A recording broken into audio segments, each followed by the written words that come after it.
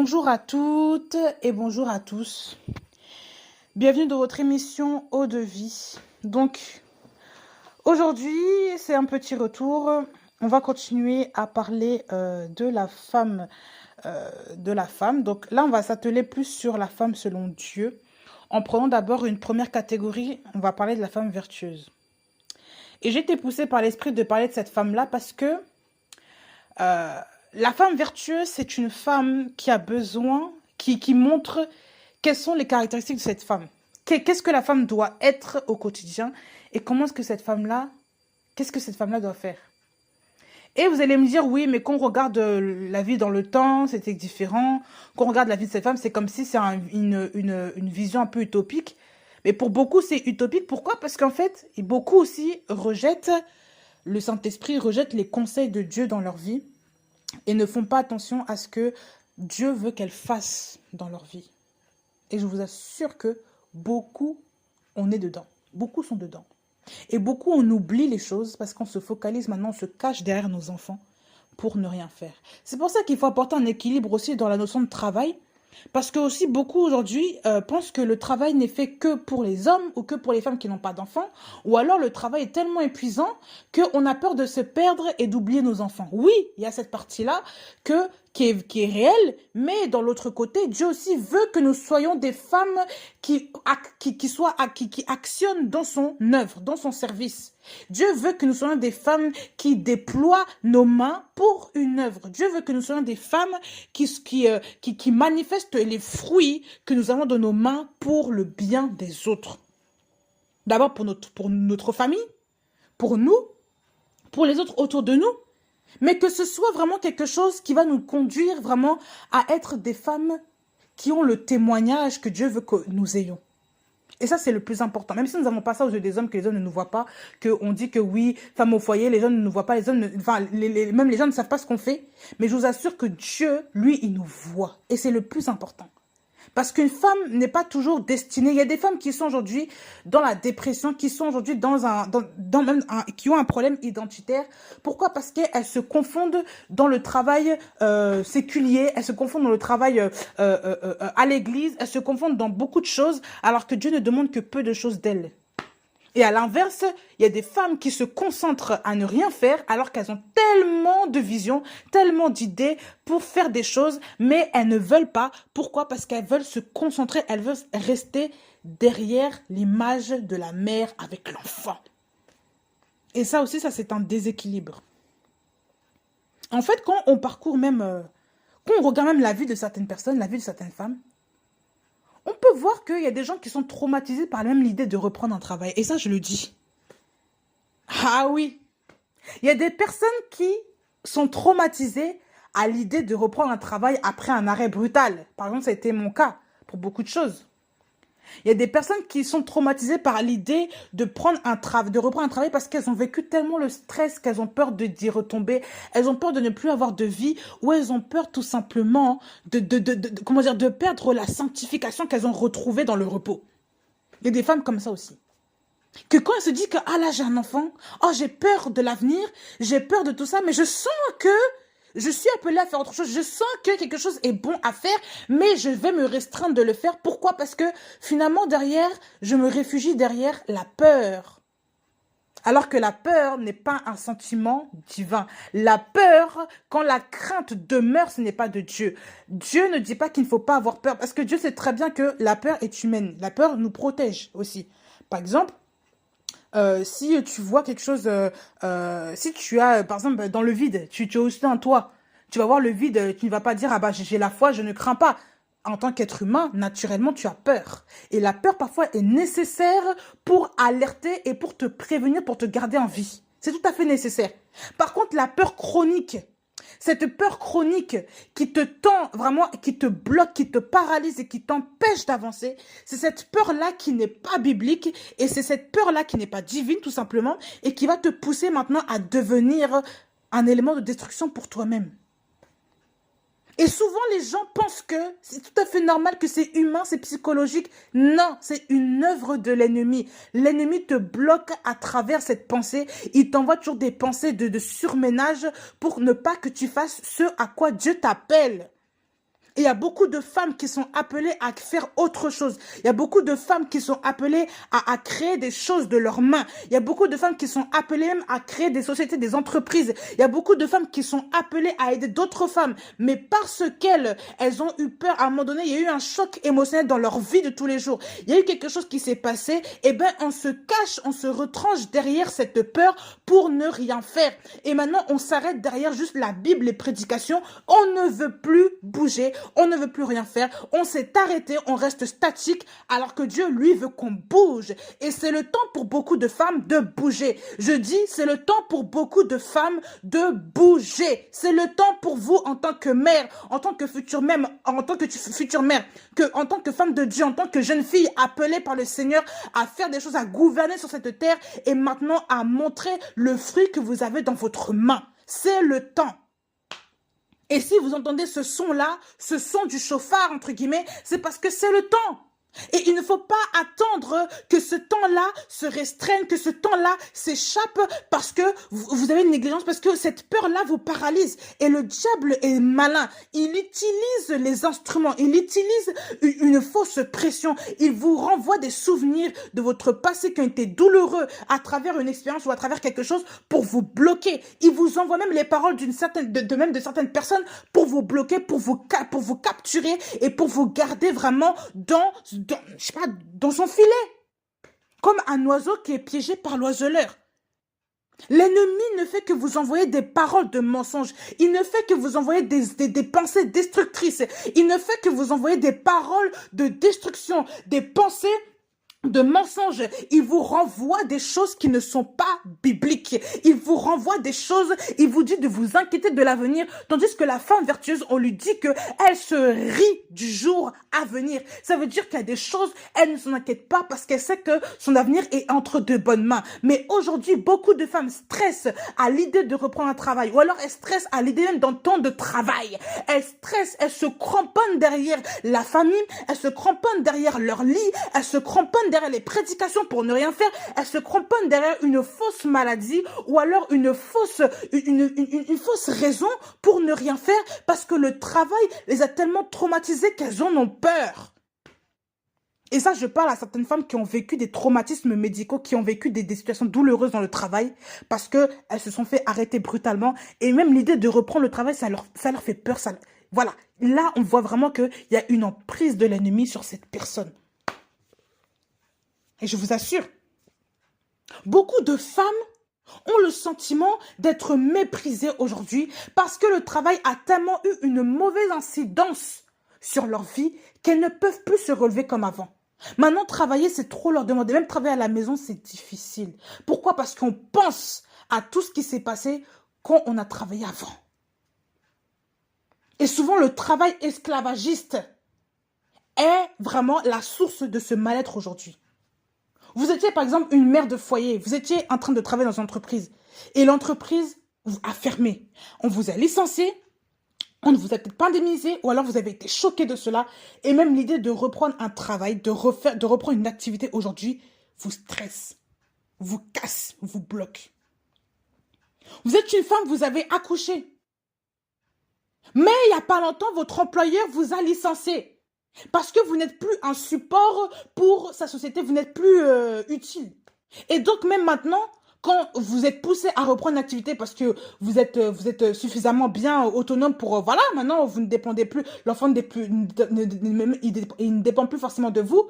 Maintenant l'idée de reprendre c'est difficile. Pourquoi? Parce qu'il y a eu ce traumatisme, ce trauma, ce choc-là. Il y a des femmes même, elles ont été abandonnées par leur mari. Abandonnés par leur conjoint. Et maintenant, on se retrouve seul. L'idée même de reprendre le travail, ça nous bloque parce qu'on se dit, comment est-ce que je vais faire pour m'occuper de ma famille? Moi, comment est-ce que je vais faire? Il y a des femmes, je ne sais pas quoi, l'enfant a été victime, il a été harcelé à l'école. Il a subi quelque chose. Elle s'est culpabilisée parce qu'elle s'est dit que c'est à cause de moi. Si j'avais été suffisamment là avec mon enfant à la maison et que je ne travaillais pas, l'enfant n'aurait pas vécu ce harcèlement ou alors j'aurais pu intervenir avant pour l'enlever de cette école-là, pour éviter qu'il plonge dedans. pour éviter qu'ils plongent dans ce trauma, dans ce traumatisme. Tout ça, c'est de ma faute. Et des femmes qui se disent ça. Et maintenant, quand on reprend le travail, quand maintenant la période est passée et qu'il faut reprendre une activité, qu'il faut reprendre les choses de ses mains, la femme ne veut pas parce qu'il y a un traumatisme, elle est bloquée, elle est choquée. Après une maladie, pareil, il y a des femmes qui ont été traumatisées par le travail. Traumatisées parce qu'elles ont une maladie qui les a assommées. Elles ne peuvent plus travailler maintenant, même à l'idée de reprendre le travail, parce qu'on a dit que le travail, le surménage, le surtravail que tu as fait, bah, cette maladie est venue à cause de ça. Il y a des femmes maintenant qui ont peur de reprendre le travail, qui ont peur de travailler, qui ont vraiment cette crainte-là de reprendre une activité. Pourquoi? Parce que la maladie encore résonne dans leur tête. Elles se disent que si je reprends un travail, cette maladie-là peut revenir. Ou il y a des femmes, tout simplement le caractère. J'étais bien à la maison avec mes enfants parce que je ne travaillais pas. Mais quand je travaillais, j'étais une femme très dure à la maison. Elles ont peur de reprendre le travail par peur aussi de redevenir cette ancienne femme-là qu'elles étaient quand elles étaient au travail. Il y a des femmes qui ont peur parce qu'une situation les a choquées. Mais je vous dis aujourd'hui que Jésus-Christ est votre libérateur et que Jésus-Christ a vaincu à la croix toutes ces choses-là. Jésus-Christ est celui qui vraiment nous allège. Il a dit, venez à moi, vous tous, qui êtes fatigués et chargés, et je vous donnerai du repos. Venez à moi, vous toutes qui êtes fatiguées et chargées, vous les femmes qui êtes fatiguées et chargées, venez à moi et je vous donnerai du repos. Il y a beaucoup de femmes aujourd'hui qui sont chargées émotionnellement, qui sont chargées spirituellement. Parce qu'il y a eu cette situation et l'ennemi utilise ce qui s'est passé dans votre vie maintenant pour vous traumatiser, pour vous choquer et maintenant pour vous déstabiliser. Vous déstabiliser. L'ennemi ne veut pas que vous réussissiez, les femmes. Il ne veut pas. Il ne veut pas. L'ennemi ne veut pas que les femmes réussissent. Il veut que la femme croule sous la pression. Il veut que la femme croule sous les dettes. Il veut que la femme s'assomme. Il veut que la femme ne vive pas épanouie. Il veut que la femme juste dépende de l'homme. C'est ce qu'il veut. Tu as eu ton enfant qui a été abusé. Parce que tu n'étais pas à la maison, parce que tu étais en train de travailler, tu étais ailleurs. Et maintenant, tu te culpabilises, tu te dis que si j'étais à la maison ce jour-là, cet oncle-là, cette personne-là, n'aurait pas touché mon enfant serait avec moi, il n'y aurait jamais eu ce drame. Mais parce que je travaillais, je n'ai pas pu voir ça. Maintenant, même l'idée de travailler te traumatise. Parce que tu penses toujours à cet enfant-là qui a été violé.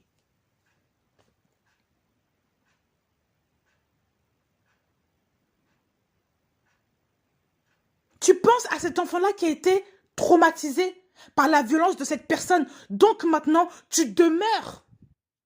Maintenant, à la maison, tu ne veux rien faire. Si on te parle du travail, c'est comme si on te parle de Satan. Or que le travail n'est pas de Satan, ne vient pas de Satan. Mais le diable veut transformer l'image du travail. Il veut faire croire que le travail est satanique alors que ce n'est pas satanique du tout. Ce n'est pas satanique. Le travail vient de Dieu. Le travail est bon et le travail vient de Dieu. Le travail selon Dieu est bon. Attention. Et le travail vient de Dieu. C'est le travail qui... Et d'ailleurs, c'est ce que Dieu a dit à Adam premièrement. Au premier homme de la terre, il lui a confié, il lui a dit de travailler, de garder, de cultiver. Il ne lui a pas dit de ne rien faire et d'attendre Ève. Il lui a dit de travailler.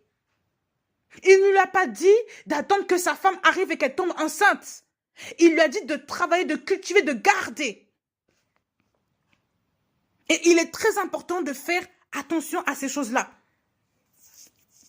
Beaucoup aujourd'hui d'hommes même se cachent derrière les femmes pour ne rien faire parce qu'ils savent que la femme travaille. Et ils ne veulent rien faire. Sachez une chose que ça, c'est même pas biblique. Vous êtes dans le péché, vous qui faites ça. Vous êtes dans l'erreur, vous êtes dans la confusion. Parce que Dieu n'aime pas ça. Toi, tu as l'opportunité de travailler, mais tu ne veux rien faire. Et ce n'est même pas que tu es invalide. Ce n'est même pas que tu ne veux pas travailler. Ce n'est même pas que se disant que tu as un problème particulier, que tu as quelque chose à faire. Non, il n'y a pas de raison. Tu ne veux rien faire juste pour ne rien faire. Alors que ta femme travaille plus que tout le monde. Elle fait tout à la maison. Elle s'occupe des enfants. Elle s'occupe du ménage, de tout. Elle va dehors travailler. Toi, tu es là. Tu ne contribues pas. Tu ne fais rien. Vous êtes dans le péché, vous tous les hommes là qui restez devant la télé, restez devant vos canapés, vous ne faites rien, vous ne vous occupez même pas de vos propres enfants. Sachez une chose, vous êtes dans le péché, vous n'êtes pas dans le plan de Dieu. Et si aujourd'hui Jésus-Christ revient, je pense qu'il va vous juger par rapport à ça. Je vous assure. Mais oui, beaucoup de gens sont dans le péché. Beaucoup de gens sont dans la confusion. Ils sont vraiment ils sont à côté de leur chemin. Ils sont à côté du chemin de la parole. Ils sont à côté de ce que Dieu veut dans leur vie. Mais ils pensent que tout va bien, tout marche, il n'y a pas de souci. Non, il y a un problème. Et c'est là que le Saint-Esprit intervient même pour parler au cœur. Quand le Saint-Esprit ne te dit plus rien, sache que toi tu es en danger. C'est ce qu'il y a un problème là. Le Saint-Esprit avertit ses enfants que tu sais, il faut que tu fasses ça. Parce que demain, voilà ce qui peut arriver. Il faut que, c'est biblique qu'une femme se lève et fasse ceci. C'est biblique qu'un homme fasse ceci, qu'un homme subvienne aux besoins de sa famille. Genèse 2, verset 11.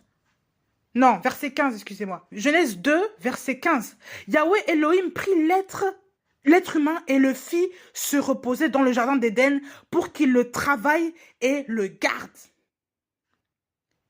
Il le fit se reposer dans le jardin d'Éden.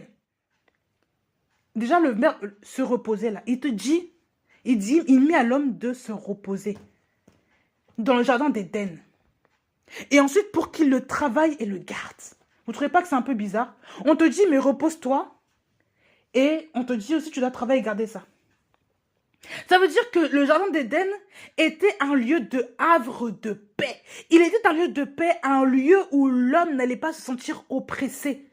Mais il fallait quand même que cet homme-là, dans ce jardin qui était si beau, si magnifique, qu'il travaille et le garde. Ça veut dire qu'il prenne soin, qu'il entretienne, qu'il conserve, qu'il fasse attention. Parce que aussi, lorsque tu es paresseux, les choses se détériorent. Et oui, lorsque tu es paresseux, les choses se détériorent. On dit que le paresseux, je crois que je ne sais plus c'est quel verset, que celui qui ne travaille pas est frère de celui qui détruit. Oui, la Bible le dit, je ne sais plus dans quel verset, allez voir. La Bible dit dans Proverbe que celui qui ne travaille pas est frère de celui qui détruit. Ça veut dire que vous tous là qui faites ça là, vous êtes dans la compromission. Vous participez à ce que votre famille soit détruite. Vous participez à ce que l'ennemi entre dans votre famille et amène la destruction. Et souvent, le diable va utiliser soit l'homme, soit la femme, soit les deux pour qu'il ne fasse rien, la paresse. Pour détruire un foyer, il utilise l'inactivité aussi. Et c'est comme ça qu'on se livre à toutes sortes de distractions. Et c'est comme ça que les gens qui ne veulent pas travailler vont commencer à faire des fausses déclarations, des faux papiers, vont commencer à vouloir mentir. On va faire des enfants juste pour avoir plus d'argent. On va faire des choses juste pour... Voilà, on va commencer à faire des trafics bizarres dehors. Il y a des deals, il y a des choses comme ça. Pourquoi est-ce qu'il y a une mauvaise semence qui naît dans les familles? Parce que les parents ne travaillent pas. On ne veut pas travailler. Ben oui, on n'a jamais enseigné à l'enfant que le travail est bon. Et un travail, non pas un travail qui est dur pour un rien, il faut faire le travail, un travail qu'il aime et qu'il va travailler dedans, qu'il va cultiver ce travail, il va le garder. Un travail qui va le servir aussi pour sa famille plus tard et qui va être une bonne œuvre de témoignage. Moi, j'assure que dans ma famille, il y a beaucoup de témoignages. Quand tu entends que les gens travaillent pendant des années, même les témoignages ne sont pas bons. Les gens ils n'aiment pas ce travail-là. Ils travaillent parce qu'ils doivent travailler, mais beaucoup n'aiment pas le travail dans lequel ils sont. Et ça, pour moi, ce ne sont pas des bons témoignages. Mais oui, ça peut dire que tu as travaillé 10 ans dans une société, que tu as travaillé 30 ans, que tu as travaillé 50 ans, que moi, je vais suivre ton exemple parce que, voilà. Alors qu'il y a des gens qui sont obligés d'y être parce qu'ils n'ont rien d'autre.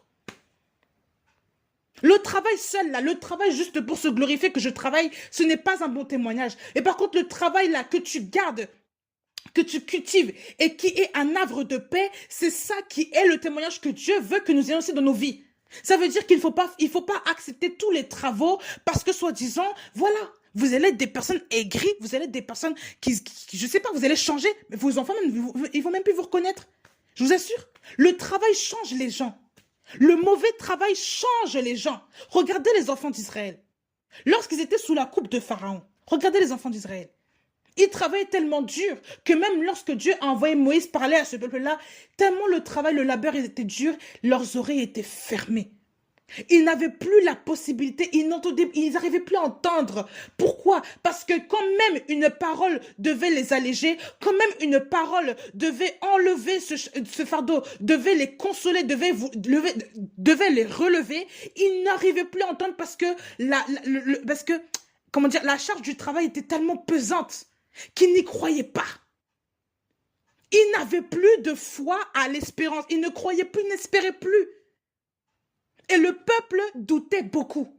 Le travail dur, acharné que vous avez dans ce système de vie est un travail aussi qui enlève votre foi, est un travail qui enlève votre communication avec Dieu, qui va boucher vos oreilles. Lorsque Dieu va vouloir vous parler, vous n'allez plus entendre. Parce que le travail est tellement présent, le travail a tellement puisé ses racines dans votre corps qu'aujourd'hui, vous n'entendez plus. Vous êtes bouché spirituellement. Vous êtes bouché à la fois physiquement, on vous parle, on vous console, on essaie de vous dire, faites autre chose. Non. J'ai un ménage à faire à 5 h du matin. J'ai un travail à faire qui est dur, que je n'aime pas à 5 h du matin. Pourquoi? Parce qu'on m'a mis dedans et c'est comme ça.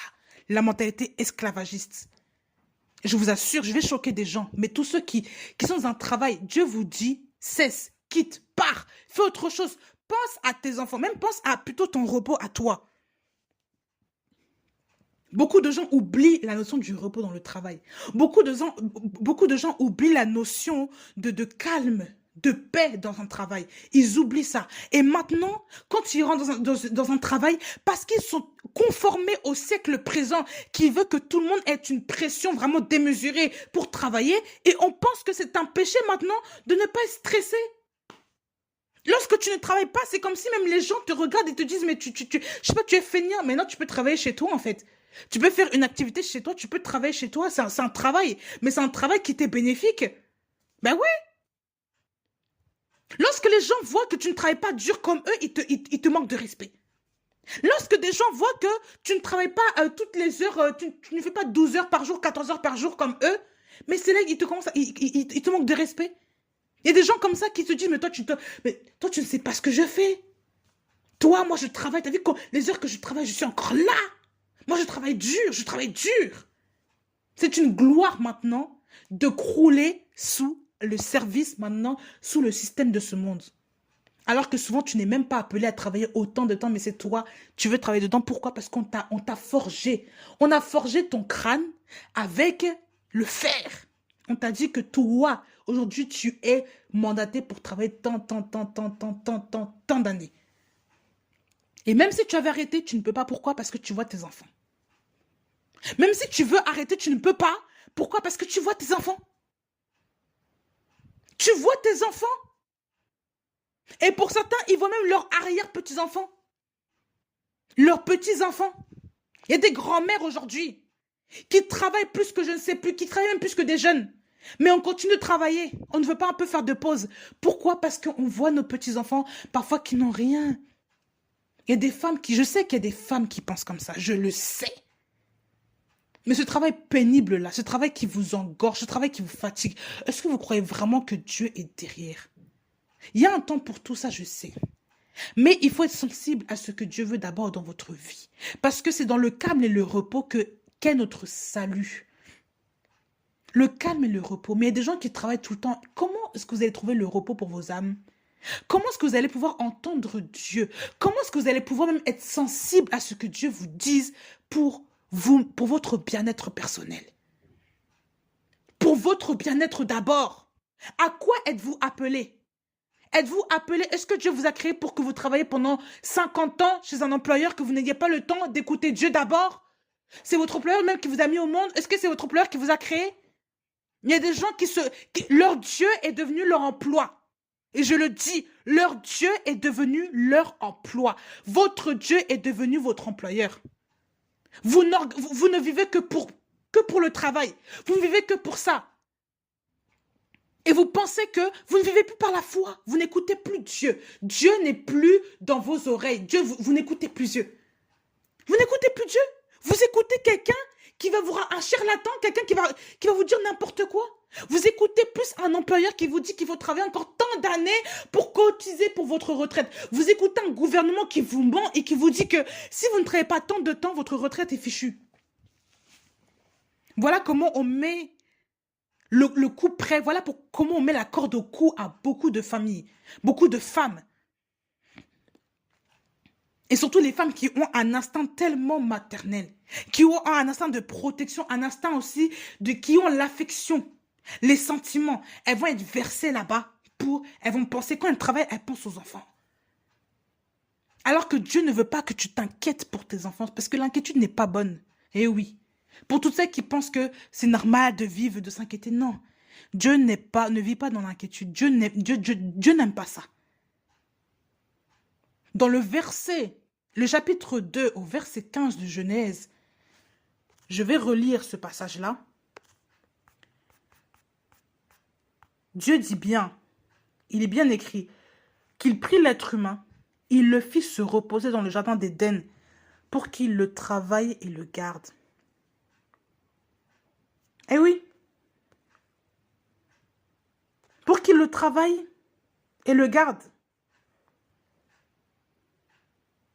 Ça veut dire Yanak en hébreu. Ça commence par le repos. Et en fait, quand on parle de ça, il faut comprendre que Dieu veut que la vie que vous ayez ne commence pas par le trouble, par la paix que le monde vous envoie. Par les 5 000 € par mois. Non, ça c'est une fausse paix. Ne pensez pas que l'argent va résoudre vos problèmes. Pas du tout. La paix de Dieu d'abord, la volonté parfaite de Dieu est que vous soyez dans le repos. Il vous place dans le jardin d'Éden.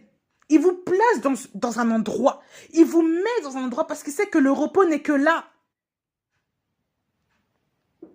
Pour que vous travaillez et gardez.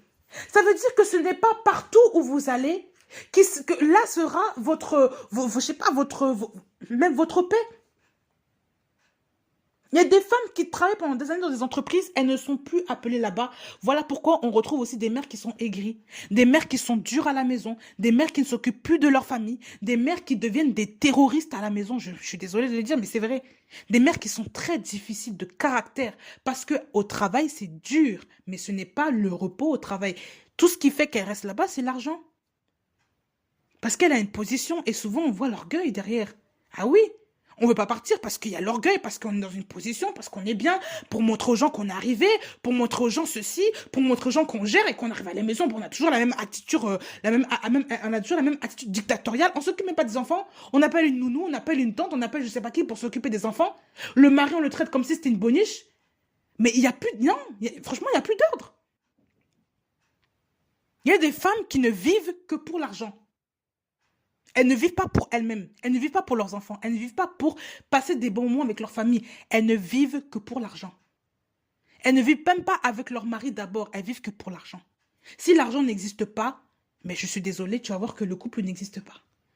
Il faut voir pendant le confinement, là, il faut voir. Les gens n'arrivent pas à se supporter pour quelle raison? Alors que vous êtes une famille, vous êtes censés même vivre ensemble d'abord.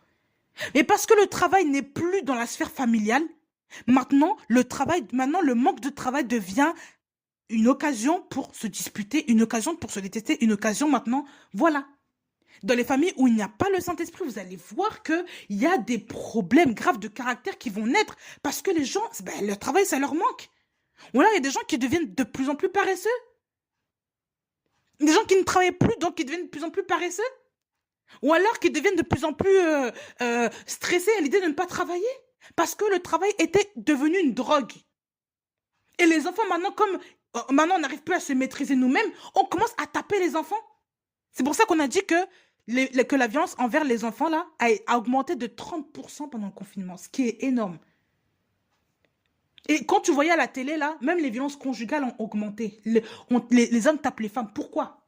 Parce que maintenant, on se retrouve l'un en face de l'autre. Maintenant, c'est là qu'on se connaît.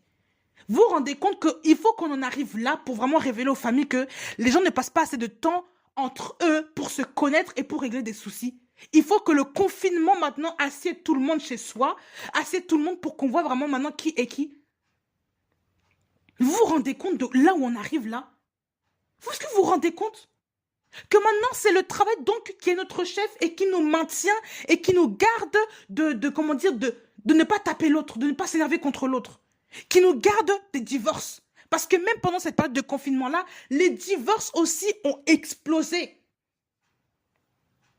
Vous vous rendez compte? Ça veut dire que les gens étaient mariés en fait avec le travail et non pas avec leur conjoint. Les gens passaient plus de temps avec leur employeur, avec leurs collègues que leurs conjoints. Et ce qui est vrai, quand tu vois le soir, quand tu commences le matin, tu te réveilles du matin, tu ne vois pas ton conjoint. Souvent, le conjoint dort ou alors il est parti au travail. Ou alors il se prépare en même temps que toi. Mais bref, vous avez combien de temps ensemble? 1 heure, même pas? Chacun part de son côté. Gloire à Dieu, tu travailles dans la même structure que ton mari. Mais souvent, ce n'est pas souvent le cas. Donc, tu lui reviens, toi, tu ne le revois que le soir. Ça dépend si vous finissez en même temps ou pas. Tu le revois que le soir. Mais la plupart des gens avec qui tu as passé ton temps, ce sont tes employés, les clients, ton employeur. Donc, à quel moment est-ce que tu as le temps pour passer avec ton mari? Mais oui, il y a des gens, je vous assure, il y a des gens qui se marient directement dans le mariage. Ben, le travail est là, on n'a pas le temps de se connaître à la maison correctement. Et ça, c'est quelque chose que je déplore. C'est très triste. C'est très triste. Les gens n'ont pas le temps de se connaître. Et quand il arrive une situation de choc, il arrive une situation vraiment qui nous dépasse, ben, divorce, séparation. La femme est enceinte ou alors elle a un enfant petit, un petit bébé.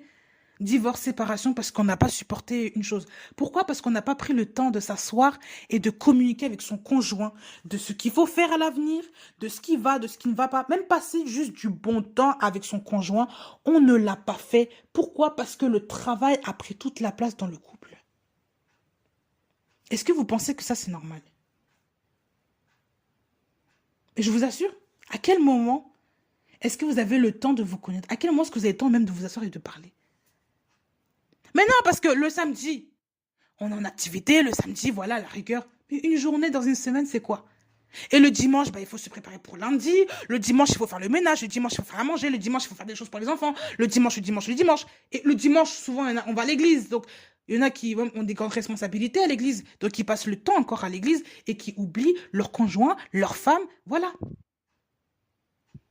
Et on oublie toutes ces choses. Et on oublie qu'on a une vie de famille. Et là, ça crée des problèmes. Ah oui. Et souvent, on oublie ça. Et ça crée de vrais problèmes. Ah! Remettez-vous en question, hein. Je vous assure.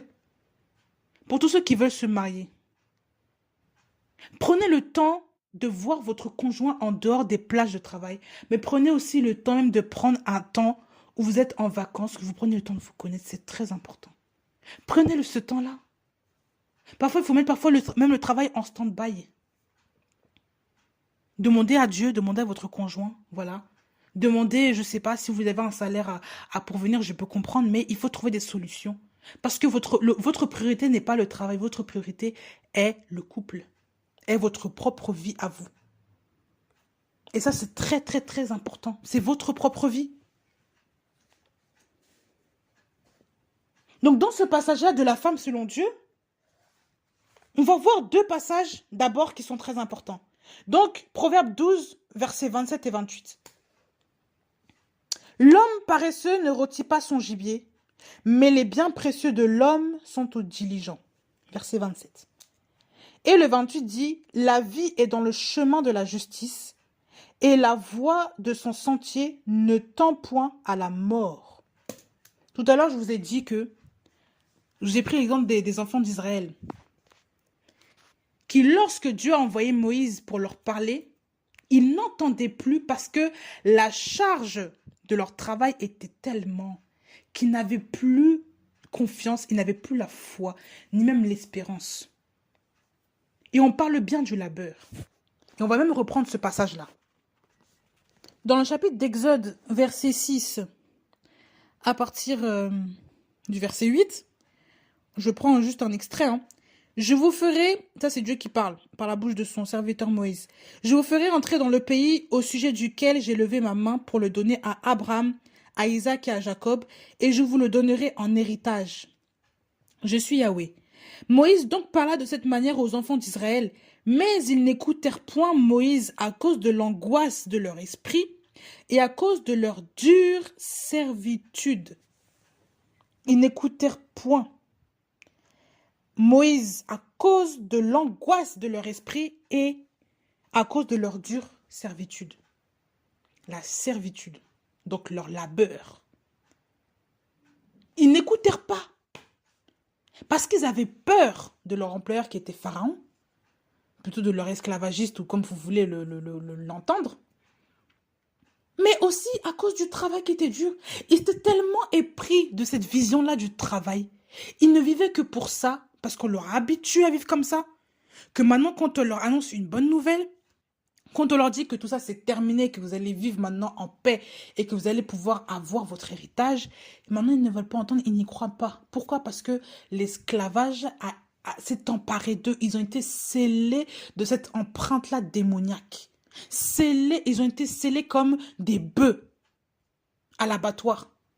Ils ont été scellés comme ça. Ils ont été habitués à vivre de cette manière-là. Ils ont été conditionnés. Leur esprit s'est conformé au système que les Égyptiens voulaient qu'ils aient. Donc les gens qui ne sont pas de Dieu, les gens que Dieu n'a pas appelés. Tandis que aujourd'hui, les enfants de Dieu vivent aussi dans ces mêmes conditions-là. Dieu leur parle de leur état, Dieu leur parle d'une meilleure vie, mais ils n'entendent pas. Pourquoi? Parce qu'il y a une angoisse dans leur esprit qui se dit que si je vois mon employeur, j'ai l'angoisse.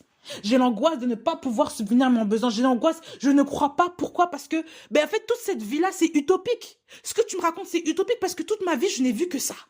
Donc, comment non tu me parles de quelque chose qui devait arriver? Je ne crois pas. Pourquoi? Parce que ma tête, je suis comme scellée au fer, à la marque au fer, par l'esclavagisme, par le dur labeur, par la servitude que j'ai eue. Mais oui. Et ça, c'est vraiment quelque chose qui est terrible. Et ici, dans le verset 28, on dit « La vie est dans le chemin de la justice ».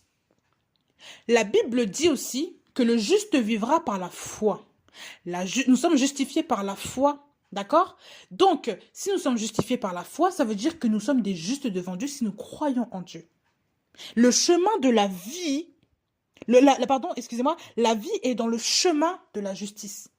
La vie est dans le chemin de la justice. Tu veux vivre correctement, tu veux vivre selon Dieu, tu veux vivre épanoui, tu veux vivre dans le repos comme Dieu déjà l'a prédestiné au début de toute chose. Il faut que tu vives dans le chemin de la justice, il faut que tu marches dans le chemin de la justice.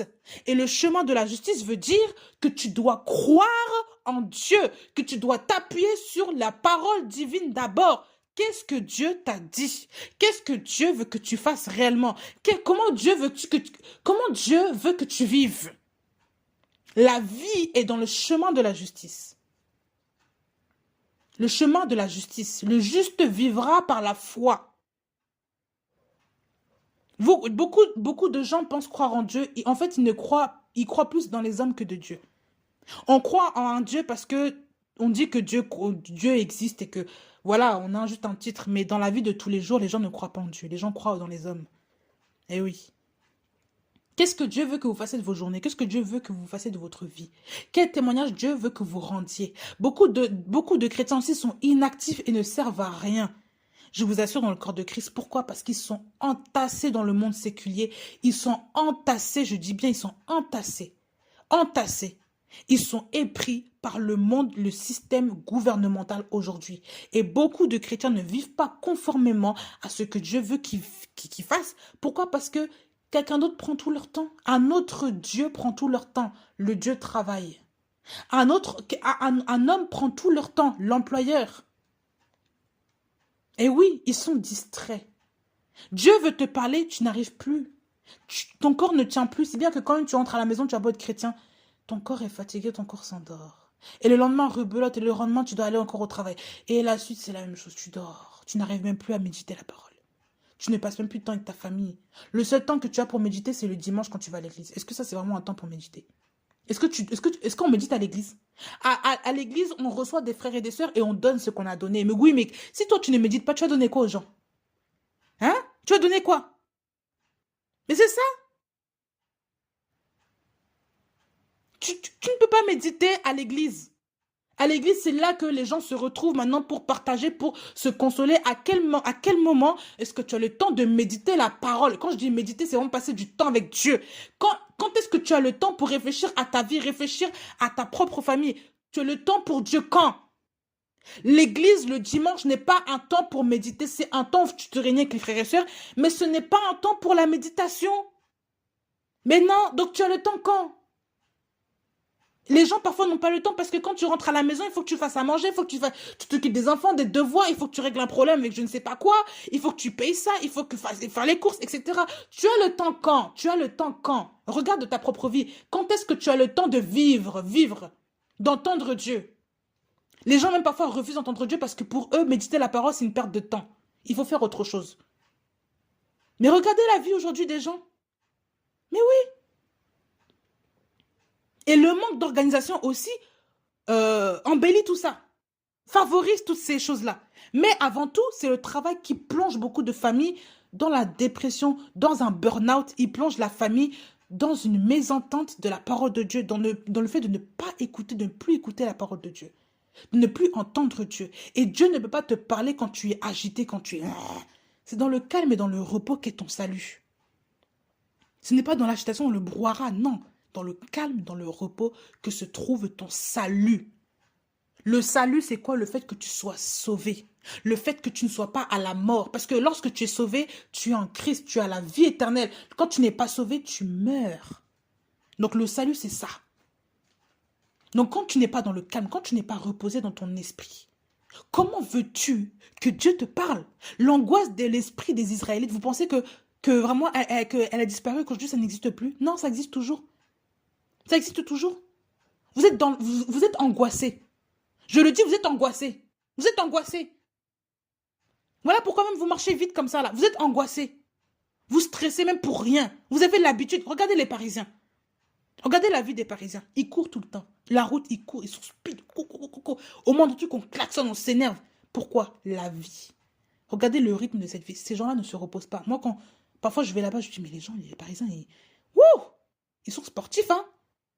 Je vous assure, hein, ils marchent vite. Ils n'ont pas le temps, ils te poussent. Ils esquivent les gens en marchant vite comme ça. Tu ne comprends pas. Et sur la route, n'en parlant même pas. Hein. Des cascadeurs. Je vous assure, je me dis, mais c'est quoi? Ils ne sont pas lents, ils ne connaissent pas la lenteur. Parce qu'ils ont vécu dans un environnement où tout doit aller très vite, le travail, machin. Déjà, le nombre de gens qu'il y a je ne suis pas dans cette ville-là. Comme dit mon mari, là, mais Paris, c'est un pays. Hein. Paris, c'est pas une ville, c'est un pays. Et vraiment, c'est la vérité. Le nombre de gens qui sont entassés dans cette capitale, tu ne comprends pas. Et ces gens-là ne respirent pas. Tout le monde va vite, tout le monde. Personne ne connaît la lenteur.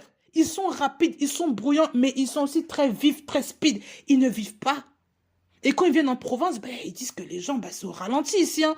Tout est calme, machin.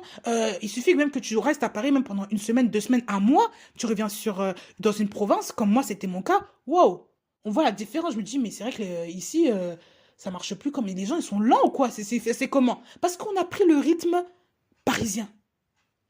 Mais oui, tout va vite. Mais est-ce que c'est vraiment dans la paix? Les êtres humains ne sont pas créés pour être dans une surchauffe. Dans une surchauffe spirituelle. Non, ils ont été créés pour vivre dans le repos et pour faire ce que Dieu leur demande. On n'a pas dit que le travail est mauvais, mais qu'est-ce que Dieu vous demande de faire dans ce travail? Eh oui, dans le travail, quel travail Dieu vous a mis dedans pour que vous puissiez être une source de bénédiction à la fois pour vous-même, pour les autres et pour tous ceux qui vont observer votre vie. Que ce soit un bon témoignage pour qui? Donc la vie est dans le chemin de la justice et la voie de son sentier ne tend pas à la mort. La voie de son sentier ne tend pas à la mort. Donc la voie du chemin de la justice n'envoie pas à la mort. Quand on dit mort, la mort physique, oui, la mort aussi spirituelle, la mort émotionnelle, la mort dans tout ce que vous pouvez faire. Il y a beaucoup de familles qui se disloquent aujourd'hui parce que le papa travaille trop et la femme trompe son mari, elle trouve un autre homme et la famille est disloquée et il y a un divorce. Ou alors les parents travaillent tellement qu'ils ne s'entendent plus à la maison, il y a des disputes, divorce, séparation. Ou alors un enfant qui tourne au vinaigre, on ne le voit pas parce que les parents travaillent trop. Et du coup, ben voilà, il arrive des drames, la mort dans la famille. Pourquoi? Tout ça, tout ça, là, ce que je dis là, ça représente la mort. La mort de quelque chose, la mort d'un projet, la mort de quelque chose qui était bon à l'origine. Un mariage est bon. Quand un mariage ne dure pas, c'est parce qu'il y a la mort qui a frappé, même dans ce mariage, la mort du mariage. Quand un enfant tourne au vinaigre, il va en prison, il fait des trucs graves à l'école, c'est la mort spirituelle de cet enfant-là. Il y a quelque chose qui a tapé. Pourquoi? Parce que les gens n'ont pas foi, les gens n'écoutent pas Dieu. Si les gens avaient le temps d'écouter Dieu, parce qu'avoir la foi, c'est ça. La foi vient de ce qu'on entend et ce qu'on entend vient de la parole de Christ. Si vous avez le temps d'écouter Dieu, d'entendre Dieu, vous saurez qu'il faut s'occuper en priorité de l'enfant. Il faut parfois délaisser comment dire, je sais pas quoi, voilà, prendre un temps pour l'enfant. Prendre plus de temps dans l'éducation de cet enfant. Mais beaucoup de parents oublient cela. Pourquoi? Parce qu'on veut vivre selon nos principes. Et on veut rester gouverné sous l'entité pharaonique de ce monde. Le gouvernement, le marché du travail aujourd'hui qui nous assaille. Le marché du travail qui ne rémunère même pas correctement et qui nous met une pression terrible. Et si on ne répond pas à cette pression, ben, il y a risque de licenciement parce qu'on ne répond pas aux obligations. Voilà. Donc, il y a un risque. Et je vous assure, c'est grave. Observez le cheminement de ce monde. Beaucoup de choses tendent à la mort. Les familles meurent. Comme je vous ai dit pendant le confinement, c'est là où on a révélé l'image des familles. Beaucoup de familles meurent. Pourquoi? Parce qu'aujourd'hui, les familles croulent sous la pression. Et lorsque le confinement est censé amener le regroupement familial, la famille est unie pour une fois que la famille est entièrement à la maison, c'est là qu'on se rend compte qu'on n'aime pas le conjoint, c'est là qu'on se rend compte qu'on n'aime pas la conjointe, c'est là qu'on se rend compte que les enfants nous énervent, c'est là qu'on se rend compte qu'on ne s'aime pas, et c'est là que la mort du mariage arrive, c'est là qu'on tape les enfants, qu'on tape la femme, qu'on tape le mari même parfois, qu'on se bat à la maison, qu'il y a un désordre, un chaos. Pourquoi? Parce que les gens n'ont pas pris le temps de respecter la cellule familiale, respecter ce que Dieu voulait mettre au départ. Oui. Ça, c'est la partie que je vous parle, le surtravail, le surménage. Il y a beaucoup de gens qui oublient que le travail vient de Dieu. Le travail ne vient pas des hommes. La déformation que le diable voulait faire, c'est il veut prendre un élément de Dieu et en déformer, comme il a fait avec Ève. Il a dit à Ève quoi? Il a dit à Ève, Ève, tu manges de ce fruit, mais en fait, tu ne mourras pas. Dieu t'a dit ça, mais tu ne mourras pas. Mais il sait que si tu manges ça, tu verras comme lui, tu seras comme lui. Donc, encore une fois, il prend le fruit que Dieu a défendu de manger, il le dit que tu peux manger et ça sera un bénéfice pour toi. Alors que Dieu t'a dit de ne pas manger ce fruit-là. C'est comme si Dieu te dit de ne pas travailler dedans parce que pour toi, ça va être beaucoup que tu ne peux pas travailler, c'est des heures pas possible, même s'il y a le salaire, tu ne peux pas ne travaille pas dans un travail qui va te pousser à te détruire. Dieu te dit ça. Le diable te dit que non, Dieu n'a pas dit ça. Dieu, tu peux travailler dans ce travail-là. Tu peux travailler dedans. Parce que, mais regarde la réalité, après tu seras riche, tu pourras. Dieu sait que si tu travailles dedans, il ne t'en voudra pas. Mais ça va pas détruire ta famille. Tu vois, le bénéfice, c'est que, voilà, tu auras beaucoup d'argent. Or que Dieu a dit quoi au départ? Dieu a dit, ne travaille pas dans un travail qui va te détruire. Par exemple, tu veux postuler quelque part, Dieu te dit, pas ça. C'est pas fait pour toi. Tu travailles dedans, tu ne seras pas dedans, ce n'est pas ta sphère. Fais plutôt ça, Je te dis, mais non, regarde comment dire, le gain. Postule, accepte. Mais voilà, fais ça. Et toi, tu vas plus écouter l'autre voix parce que tu auras vu déjà tout l'étalage de cette proposition de travail. 3 000 euros par mois. Donc ça pourra couvrir, ça pourra vraiment, tu pourras te faire plaisir, aller en vacances, nourrir tes enfants correctement, tu n'auras plus cette soi-disant peur du lendemain.